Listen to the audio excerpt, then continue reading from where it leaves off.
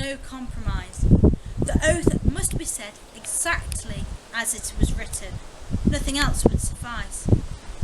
Our brothers were locked in the tower and asked to reconsider. Still, they would not comply. And so Cromwell, in desperation, threw them in front of a court that refused still to condemn them, until Cromwell himself told the jury what would happen to each and every one of them if the guilty verdict was not reached. And so the judge declaimed that they had treacherously machinated to deprive the king of his title of supreme head of the Church of England, and that in punishment they were to be drawn to the gallows at Tyburn, there to be hanged by the neck and their bodies quartered. We did not know any of this whilst we were here. We were only told by a king's commissioner that they had been put to death, and that we were now to say the oath, and that our new prior would be arriving soon. The execution, I have learned, did not take place for 5 days, the 4th of May, 1535. Each man was locked separately in the tower, and each was visited repeatedly, offering them a pardon if they would recant.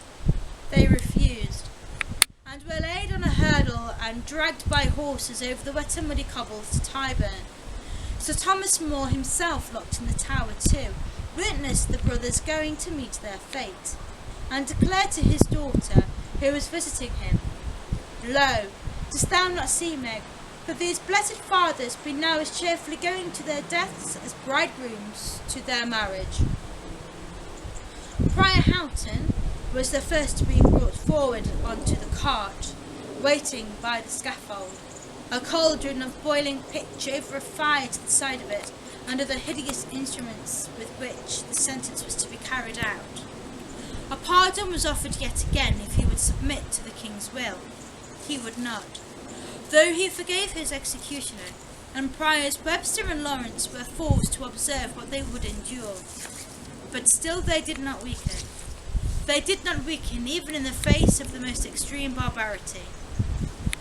The details of their execution are too terrible to recount.